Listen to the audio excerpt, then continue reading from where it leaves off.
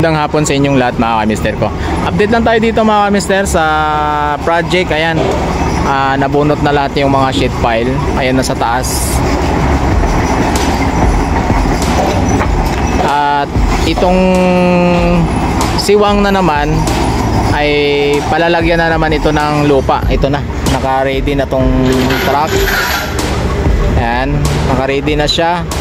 At idadump na lang yan dito mga kamister ko sa sa taas at ibabakuin na lang siya para ilagay dito. So ito na yung una naming buhos mga kamister ko.